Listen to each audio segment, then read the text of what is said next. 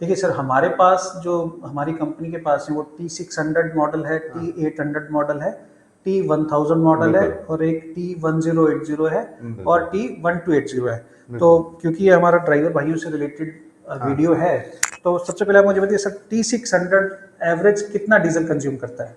Normally T600 आपका 2 litre पकड़ के चलो, मोटा मोटा, क्योंकि T600 में इंजन छोटा रहता है, अच्छा तो जी। वो डीजल कम खाता है, माने एक एक घंटे में आपका 2 लीटर जाएगा। मैक्सिमम 2 लीटर से ज़्यादा मैक्सिमम नहीं दो जाएगा। लीटर से ज्यादा जाता कंपनी है। कितना क्लेम करती है लगभग कि 1.8? कंपनी 1.80 का क्लेम करती है, बट दो पर तक दो आप मैक्सिमम। पकड़ के चलिए। और T800 मैक्सिमम कितना डीजल कंज्यूम करता है? T600 T800 का इंजन सेम रहता है, तो सेम, उतना ही रहेगा। उतना ही रहेगा। T1000 में थोड़ा ज्यादा रहेगा, 2.2 से 2.5 तक रहता है। 2.2 से 2.5 रहता है। माने आपका 2.5 घंटा पर लीटर हो लीटर। गया। और T1080 सर, उतना ही सेम वो सेम ही सेम रहेगा। इंजन है, तो 2.2 से 2.5 पकड़ के 2.5। चलिए। और T1280 1280 जिस गाड़ी में यूनिट लगा है? 1280 जो आपका बड़ा, देखो जितना भी जैसा आपका बड़ा इंजन हो जाएगा, उसमें आपको डीजल का एवरेज 3 तक भी मिलता मतलब जाएगा। 1280 में आप मान सकते हैं 3 लीटर तीन तक लीटर तीन 3 लीटर लीटर तक जाएगा, जा 3 से सकता है। ज़्यादा नहीं जाएगा। और तो आइए अब समझते हैं, अगर एसी स्टार्ट करना तो ये आपको लेफ़्ट साइड में एक बटन दिखाई दे रहा है, इसको दबाने से एसी स्टार्ट होता है। इसके साथ ही नीचे एक गोल सा बटन है, इसको दबाने से ट्रक का एसी बंद किया जाता है। एसी स्टार्ट होने के बाद अगर टेम्परेचर को कम करना है, इस बटन को दबाने से एसी का टेम्परेचर बढ़ाया जाता है। नमस्कार ड्राइवर भाइयों, आज का हमारा वीडियो बहुत ही खास है, जो कि हमारी नई एसी गाड़ी के ड्राइवर भाइयों से संबंधित है। क्योंकि मैंने अक्सर देखा है, अब जो नए नए ड्राइवर भाई एसी गाड़ी चलाने आते हैं, उन्हें गाड़ी चलाने का तो अच्छा खासा अनुभव होता है, लेकिन गाड़ी के एसी से संबंधित बहुत ही कम जानकारी होती है। तो आज हम वीडियो में एसी से संबंधित पूरी जानकारी लेंगे और समझेंगे कि एसी को कैसे चलाना है, कैसे बंद करना है, डिफ्रॉस्ट कैसे करना है और एसी का रखरखाव कैसे करना है। इसके लिए आज हमने रेफकॉन सर्विसेज से खास मेहमान को अपने ऑफिस में बुलाया है। इनका वर्कशॉप वेरना में है, जो कि गोवा में है। इनके पास थर्मो किंग और कैरियर दोनों की ही डीलरशिप है। तो आइए चलिए आज के पॉडकास्ट की हम शुरुआत करते हैं। नमस्कार सर, आप अपने बारे में बताइए सर। मेरा नाम सिल्वानो डिसूजा है। मैं रेफकॉन सर्विसेज का मालिक हूँ और सालों से थर्मो किंग और कैरियर एसी के डीलरशिप वगैरह का काम कर रहा हूँ। अभी गोवा में लगभग 20 साल से हम लोग है और एसएसआरसी से काफ़ी साल से जुड़े हुए हैं। मेरा सर सबसे पहला ये प्रश्न रहेगा कि घर के एसी और ट्रक के एसी, इसमें ट्रक से मतलब ट्रक के ऊपर लगा हुआ रेफ्रिजरेशन यूनिट है, दोनों में क्या फ़र्क होता है सर? ज़मीन आसमान का फ़र्क है। बेसिक्स उसका सेम रहता है, पर जो आपका ट्रक का एसी है वो डीजल इंजन के ऊपर चलता है। या तो आपका गाड़ी के डीजल के इंजन के ऊपर चलेगा, या तो आपका मेन इंजन के डीजल इंजन के ऊपर चलेगा। दोनों में से एक जगह एक डीजल पे भी चलेगा और एक आपका इलेक्ट्रिसिटी बिजली पे भी चलेगा। आपका घर का एसी है वो बिजली पे ही चलेगा। दूसरा, आपका घर का एसी जो है वो 18 डिग्री तक ही काम कर सकता है। बाहर का जो आपका जो एसी है जो आपके ट्रक में लगे हैं, वो आपको माइनस टेम्परेचर -20 से लेकर 18 डिग्री या 20 डिग्री और वो उतने तक जा सकता है। अब आप हमें ये बताइए कि मतलब जो ट्रक के रेफ्रिजरेशन यूनिट है वो किस किस ब्रांड के आते हैं, किस किस कंपनी के हैं? मेजरली 2 ब्रांड के आते हैं, पर इंडिया में भी 3 ब्रांड मिल रहे हैं। जो आपका फर्स्ट थर्मो किंग है, कैरियर है और होसन थर्मो है। ये 3 ज़्यादा करके चल रहे हैं। कैरियर थर्मो किंग ज़्यादा आपको देंगे, जी। होसन थर्मो बहुत कम दिखते हैं।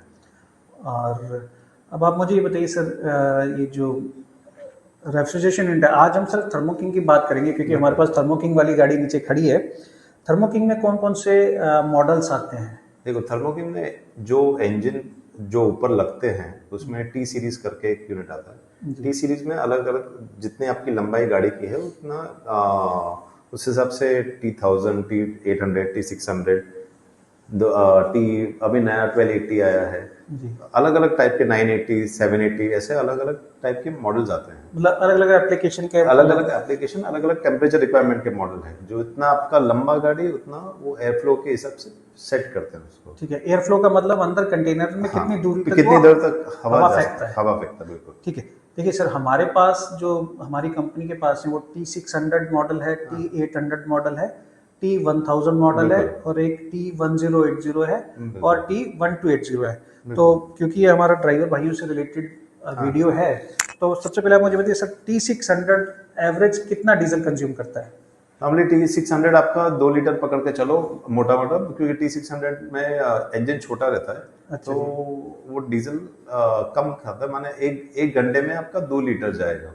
मैक्सिमम 2 लीटर से ज्यादा नहीं दो जाएगा। लीटर से ज्यादा जाता कंपनी है। कितना क्लेम करती है लगभग कि 1.8? कंपनी 1.80 का क्लेम करती है, बट दो पर तक दो मैक्सिमम। आप पकड़ के चलिए। और T800 मैक्सिमम कितना डीजल कंज्यूम करता है? T600 T800 का इंजन सेम रहता है, तो सेम, उतना ही रहेगा। उतना ही रहेगा। T1000 में थोड़ा ज्यादा रहेगा, 2.2 से 2.5 तक रहता है। 2.2 से 2.5 रहता है। माने आपका 2.5 घंटा पर लीटर हो गया। और T1080 सर? उतना ही सेम सेम ही सेम रहेगा। इंजन है, तो 2.2 से 2.5 पकड़ के 2.5। चलिए। और T1280 1280 जिस गाड़ी में यूनिट लगा है? 1280 जो आपका बड़ा, देखो जितना भी जैसा आपका बड़ा इंजन हो जाएगा उसमें आपको डीजल का एवरेज 3 तक भी मिलता मतलब जाएगा। 1280 में आप मान सकते हैं 3 लीटर तक 3 लीटर तक जाएगा, जाएगा। 3 से ज़्यादा नहीं जाएगा। और एक और थोड़ा सा मैंने देखा कि मतलब जो ये एक मिथ है, या हम लोगों को, मैं कई बार देखा जब हम ड्राइवर से बात करते हैं, उनका हिसाब करते हैं, कई बार नोटिस करते हैं, ड्राइवर मोस्टली क्या करता है कि अपने रेफ्रिजरेशन यूनिट को टोर्टोइज मोड में, जो कछुआ जिसको मोड पे हम डाल देते हैं, हाँ, बिल्कुल। उससे क्या डीजल में बचत होती है? नहीं, डीजल में बचत नहीं, वो कछुआ मोड पे डालने से क्या होता है, उनका टेम्परेचर मेंटेन होता है, पर वो क्योंकि आरपीएम कम करके चलता है, तो टेम्परेचर लाने में टाइम लगता है। जैसे आपका टेम्परेचर लाने में टाइम लगेगा, स्लो इंजन चलेगा तो वाइब्रेशन होगा, वाइब्रेशन होगा तो सामान टूटता है, बेल्ट टूटता है, कुछ ना कुछ ज्यादा टाइम चलाओगे। वो कछुआ मोड सिर्फ इसलिए है कि आप सिटी में जाओ तो आपको वो इंजन बहुत आवाज नहीं करे, आप किसी पार्किंग में जाओ और कहीं खड़ा किया है, आजू बाजू वालों को हैरान नहीं करे करके कछुआ मोड है। और कछुआ मोड कैसा, एक बार आपका टेम्परेचर अटेन हो गया तो आप कछुआ मोड पे डाल के उसको बंद कर सकते हैं। वो उतना ही उसका काम है। अदरवाइज ऑटोमेटिक जो चलता है वो ऑटोमेटिक कछुआ मोड पे जाएगा, वहां से बाहर निकल जाएगा, पर मैन्युअली कछुआ मोड पे डालने की जरूरत है नहीं। सर, मेरा अगला प्रश्न रहेगा कि मैंने अक्सर देखा है, हम एक ही मॉडल, एक ही टाइप का कंटेनर, और एक ही समय में 5-5 8-8 गाड़ी का लॉट निकालते हैं। बिल्कुल। कुछ गाड़ियों में मैं नोटिस करता हूँ कि उनके एसी रनिंग आवर्स बहुत कम आ रहे हैं। मैं फ्रोजन की बात कर रहा हूँ, माइनस में गाड़ी लोड हो रही है, और कुछ ट्रक्स में एसी रनिंग आवर्स बहुत। उसके पीछे क्या कारण है? जो एसी रनिंग आवर्स कम आता है, माने आपको एवरेज कम आ रहा है, माने आपको उसका क्वालिटी टेम्परेचर जल्दी अटेन कर रहा है। अगर वो चीज़ जल्दी टेम्परेचर अटेन कर रहा है, माने वो बॉडी आपका बिल्कुल अच्छी तरह मेंटेन किया हुआ है। अभी ड्राइवर शायद से वो ड्राइवर चेक करते हैं कि बराबर से लोडिंग हो रहा है, टेम्परेचर उसका बराबर है, अंदर लोडिंग बराबर हुआ है, बराबर से माल रखा हुआ है, इधर उधर नहीं रखा हुआ है, प्लस आपका माल का टेम्परेचर कितना होता है। अभी तो हम लोग देखते हैं कि इन लोगों को ये भी नहीं पता है कि कितने पे माल लोड करना है, वो तो माल लोड कर दिया, मेरे को लेके जाना है, वैसा नहीं होना चाहिए। एक्चुअली ड्राइवर को, अमुक ड्राइवर हम लोग देखे कि -20 का माल लिखा होगा तो वो देखेंगे कि -20 का माल बराबर से अंदर जा रहा है। अमुक लोग क्या करते हैं, -10 का माल पकड़ते, -5 का माल अंदर डाल देते हैं, फिर बोलते हैं -20 पे कट ही नहीं हो रहा है क्योंकि टेम्परेचर ही नहीं आ रहा है। हाँ, ये प्रॉब्लम तो अक्सर है। लोडिंग के बाद बहुत कॉल आते हैं कि सब मेरा तो इसी 10 घंटे चल गया, 12 घंटे चल गया, क्यों कट नहीं मारा? क्योंकि अगर ड्राइवर वो तभी देख लेगा कि भाई ये माल अगर मेरा ये टेम्परेचर पे डालना है, -10 का भी डालना है तो -10 का होना चाहिए प्रोडक्ट टेम्परेचर। उनको क्या है, या तो आप थर्मोमीटर उनको दे दो, या वो उनके लिए भी इजी है, अगर वो ज्यादा महंगा थर्मोमीटर आता नहीं है, आप वो साथ में रखो, देख लो, चेक करके लोड कर लो। वो है आपका जो कंटेनर है उसका क्वालिटी, उसका कंडीशन, उसके गैस्केट। कई बार देखते हैं हम लोग कंटेनर का रबर फट जाता है। अभी फट जाता है तो अमुक ड्राइवर लोग क्या करेंगे, उसको कुछ तो लेके चिपका देंगे।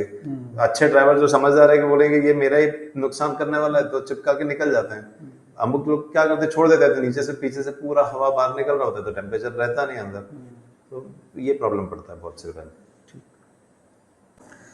सर मेरा अगला प्रश्न रहेगा, अक्सर ये मैंने देखा जब भी हम अपनी गाड़ी को सर्विस सेंटर में सर्विस के लिए भेजते हैं तो कुछ ड्राइवर जा करके बोल देते हैं सब हमारा 3 पॉइंट पे सेट कर दो। 3 पॉइंट उनका कहने मतलब 3 डिग्री का वेरिएशन सेट करना है। कुछ ड्राइवर जाके बोलते हैं कि 5 डिग्री का वेरिएशन मतलब 5 पॉइंट का मेरा सेट कर दो। ड्राइवरों को ये मानना है कि कुछ कहते हैं 3 डिग्री वाला वेरिएशन में रेफ्रिजरेशन यूनिट कम चलता है, कुछ कहते हैं कि 5 डिग्री वाले में कम चलता है। तो इसके बारे में आप क्या कहना चाहेंगे? उसमें देखो दो चीज़ें, अभी अगर आपका मटेरियल जैसे हम लोग फार्मा में यूज़ करते हैं, वो आपको 2 से 8 का मटेरियल, वो आपको एक बैंडविड्थ देते हैं 2 से 8। तो 2 से 8 मैंने आपका product at any point of time 5 degrees रहना चाहिए। तो आपका प्रोडक्ट अगर 5 डिग्रीज रहना चाहिए तो आप उसको 3 डिग्री पे सेट कर सकते हो। जैसे 3 डिग्री पे सेट करोगे, 3 पॉइंट माने 8 डिग्री पे यूनिट वापस चालू हो जाएगा, वापस 3 पे आके दोबारा बंद हो जाएगा। बिल्कुल, जैसे आप अभी आपका चॉकलेट का मटेरियल है, नॉर्मली चॉकलेट का मटेरियल आपका 18 डिग्रीज का होता है। 18 डिग्रीज अगर आप उसको 18 डिग्रीज पे सेट करोगे तो वो 18 पे आके कट होगा, फिर जाके 22 पे चालू होगा, या 3 डिग्री का फर्क डिफरेंशियल हो या 6 डिग्री का, हर यूनिट में आप उसको सेट कर सकते हो। 3, 3.5, 4.5 और 6 मेरे हिसाब से। ठीक है। तो बेटर ये रहता है कि 3 बेटर इसलिए रहता है कि आपका प्रोडक्ट डिफरेंशियल ज़्यादा बड़ा रेंज में नहीं रहता है। अगर आप आइसक्रीम में चल रहे हो और आपने उसको -18 लगा दिया, -18 से आप 5 डिग्री का 6 डिग्री का डिफरेंशियल रखोगे तो हाँ यूनिट कम चलता है, पर आपका प्रोडक्ट भी उतना ये उसका टेम्परेचर वेरिएशन ज़्यादा हो जाता है, तो टेम्परेचर उतना मेंटेन नहीं करता है। ठीक, जैसे आप -18 पकड़ के चलो, -18 आप 5 डिग्री निकाल लो तो आपका कितना निकल गया, -12 पे आके चालू होगा, 12 से 18, 18 से 12, 3 डिग्री के डिफरेंशियल में यूनिट हमेशा ज़्यादा चलेगा। बट इसमें 2 चीज़ है, आपका अगर बॉडी अच्छे क्वालिटी का है तो आप 3 डिग्री का डिफरेंशियल रखोगे, आपको बिल्कुल आपका बॉडी मेंटेन करेगा 3 डिग्री का डिफरेंशियल। अगर आपका क्वालिटी अच्छा नहीं है तो 5 डिग्री का भी आप डिफरेंशियल रखोगे तो जल्दी उधर जाएगा, वापस यूनिट चालू हो जाएगा। तो बॉडी खास ये देखना है कि संभाल के रखें। तो मतलब जैसे कि हमने अक्सर देखा, हम जो करते हैं अपना जो हम प्रैक्टिस रखते हैं अपनी गाड़ियों में, सपोज अगर हमें +18 का चॉकलेट ट्रांसपोर्ट करना है तो हम उसको +12 पे सेट कराते हैं कि +12 पे आने के बाद वो रेफ्रिजरेशन यूनिट बंद हो जाता है। और 5 डिग्री 6 डिग्री का वो जो जिसको ड्राइवर बोलते हैं, और जैसे ही +18 आता है तो रेफ्रिजरेशन यूनिट दोबारा स्टार्ट हो जाता है। और सेम फ्रोजन का में करते हैं, अगर किसी ने हमें -18 डिग्री बोला है तो हम उसको रेफ्रिजरेशन -25 पे सेट करा देते हैं। तो होता है क्या कि जैसे -18 आएगा रेफ्रिजरेशन यूनिट स्टार्ट हो जाता है, जैसे एयर का टेम्परेचर -25 होता है रेफ्रिजरेशन बंद हो जाता है। तो आपका ये कहना है कि अगर 3 डिग्री का डिफरेंशियल लेगा तो उसमें रेफ्रिजरेशन यूनिट थोड़ा ज्यादा चलता है, बजाय इसके कि 5 और 6 डिग्री का वेरिएशन। बिल्कुल ठीक है सर। मेरा अगला प्रश्न रहेगा कि थर्मो किंग की जो रेफ्रिजरेशन यूनिट होते हैं उनकी सर्विस कब होनी चाहिए या कितने घंटे बाद होनी चाहिए? नॉर्मली कंपनी रेकमेंड करता है 2000 घंटे में एक बार सर्विस होना चाहिए। 2000 घंटे या 1 साल, आपका जो भी पहले होता है आप सर्विस करवा सकते हैं। आप सर्विस करने के टाइम पे उसके बेल्ट्स, उसका कूलेंट वगैरह सब चेक करवा के ले लेना। अगर आपका 5000 6000 घंटे चल गए तो उसके बाकी के भी बेयरिंग्स वगैरह अगर डीलरशिप में जाके या बाहर कहीं आप चेक करवा रहे हैं तो चेक करवाने के लिए आप ऊपर चढ़ के चेक करवा लीजिए, क्योंकि क्या होता है ड्राइवर अगर चेक नहीं करेगा ना तो रास्ते पे कोई चेक नहीं करेगा। और आप जैसे ड्राइवर आके जब कंप्लेन करता है तो हम लोग उनका ज़्यादा सुनते हैं क्योंकि उनको गाड़ी चलाना है। वो सर्विस आके कंपनी बोल देते चलो जाके सर्विस कर लो, सर्विस तो कोई भी कर देता है, पर कुछ प्रॉब्लम है, टेम्परेचर नहीं आ रहा है या बैटरी बराबर नहीं है या कुछ इशू है तो उसको रिपोर्ट कर देना चाहिए। ठीक है सर। अब इसके बाद हम आपसे नीचे जाके पूरा अच्छी तरह समझेंगे कि मतलब एसी कैसे स्टार्ट होता है, उसका कोड कैसे निकालना, डिफ्रॉस्ट कैसे होता है, उसके बारे में जानकारी लेंगे। किसी भी एसी ट्रक को हम 3 भागों में बांट सकते हैं। पहला भाग कैबिन के ऊपर जो मशीन लगी होती है उसे हम एसी ट्रक का आउटडोर बोल सकते हैं, जिसमें कि इंजन, कंप्रेसर, इलेक्ट्रिक मोटर इत्यादि लगे हुए होते हैं। दूसरा भाग कंटेनर के अंदर होता है जैसे ही हम गेट खोल के सामने देखते तो हमें सामने ये डक दिखाई देता है, जिसके अंदर फ़ैन लगे हुए होते हैं और एसी स्टार्ट करने पर ये फ़ैन कंटेनर के अंदर की हवा को सर्कुलेट करते हैं। इसको हम एसी का इंडोर बोल सकते हैं। तीसरा भाग ड्राइवर के कैबिन के अंदर होता है, जो कि सामने से देखने पर इस प्रकार दिखाई देता है। इसको कैब कमांड बोला जाता है। इसी कैब कमांड से ट्रक का एसी स्टार्ट किया जाता है, बंद किया जाता है, कितने डिग्री टेम्परेचर मेंटेन करना है, ये सब सेटिंग इसी कैब कमांड के अंदर होती हैं। अब हम समझेंगे कि कैब कमांड को कैसे चलाया जाता है और इसके फंक्शंस क्या क्या हैं, किस बटन से कौन सा काम किया जाता है। तो आइए अब समझते हैं। अगर एसी स्टार्ट करना तो ये आपको लेफ़्ट साइड में एक बटन दिखाई दे रहा है, इसको दबाने से एसी स्टार्ट होता है। इसके साथ ही नीचे एक गोल सा बटन है, इसको दबाने से ट्रक का एसी बंद किया जाता है, जो कि ऊपर से बिल्कुल उसके साथ नीचे की तरफ है।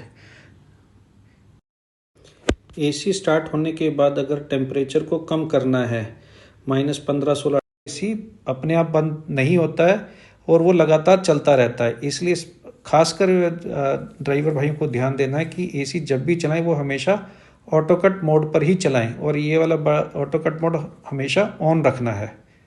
तो चलिए अब हम अपने एसी को -16 की जगह +27 पर सेट करते हैं। +27 पर सेट करने के लिए मैंने लाल वाले तीर के निशान वाले बटन को दबाना है, जिसको प्रेस करने के बाद आप देखेंगे मेरा एसी का टेम्परेचर -16 से सीधा ही +27 कर दिया है मैंने। +27 करने के बाद मैंने बीच वाला बटन ज़रूर दबाना। अगर बीच वाला बटन दबाऊंगा तभी मेरा एसी +27 पर सेट होगा। अब आप देखेंगे कि मेरा एसी समय +27 डिग्री पर सेट है और ऊपर +29.8 डिग्री टेम्परेचर है। ड्राइवर भाइयों को हमेशा टेम्परेचर कितना लिखा हुआ आ रहा है वो ध्यान रखना है। अब हमने एसी को बंद करना, तो एसी बंद करने के लिए हम स्टार्ट वाले बटन के नीचे बंद वाला बटन है उसको दबाएंगे और इस तरह से इस ट्रक का एसी जो है वो बंद हो जाता है। इस समय हम ट्रक के कैबिन के ऊपर खड़े हैं और ये हमारे ट्रक का एसी है। इस ट्रक के एसी के अंदर ये जो मोटर लगी हुई है इसको ऑल्टरनेटर बोलते हैं। ऑल्टरनेटर के साथ ही ये जो पार्ट है ये कंप्रेसर बोलते हैं हम इसको हम इलेक्ट्रिक मोटर बोलते हैं। इसमें कूलेंट भरा जाता है, जो कि ड्राइवर भाई को समय समय पर चेक करना चाहिए कि कूलेंट पूरा है कि नहीं है। ये ट्रक के एसी का इंजन है। इंजन के साथ ही अगर आप देखेंगे इस तरफ को, ड्राइवर साइड को, तो ये इंजन ऑयल का गेज भी लगा हुआ है इसके अंदर, जो कि महीने में कम से कम एक बार ज़रूर चेक करना बाहर निकाल के इस गेज को कि एसी के अंदर इंजन ऑयल पूरा है कि नहीं है। ये बहुत महत्वपूर्ण चीज़ है। इसके साथ ही अब हम देखेंगे कि कंडक्टर साइड में एक पैनल बोर्ड लगा हुआ होता है, जो कई बार हम कहते हैं कि भी फ्यूज़ चेक करो, तो फ्यूज़ जो लगे होते हैं इसी पैनल बोर्ड में लगे होते हैं। इसको बड़े ध्यान से देखना तो, और एसी बंद करने के बाद ही फ्यूज़ चेक करने, कभी भी चलते हुए एसी में फ्यूज़ चेक नहीं करने हैं। अभी जो आप देख रहे हैं ये एसी का फ्यूल पंप है, जिसका काम डीजल टंकी से डीजल को एसी के इंजन तक पहुंचाना था, जिससे एसी चलता है। सर, आपने हमें अपना इतना कीमती समय दिया और इतना मतलब हमें समझाया या बताया कि रेफ्रिजरेशन यूनिट के बारे में, उसके लिए आपका बहुत बहुत धन्यवाद। बिल्कुल, thank you for calling me. Thank you sir. Thank you.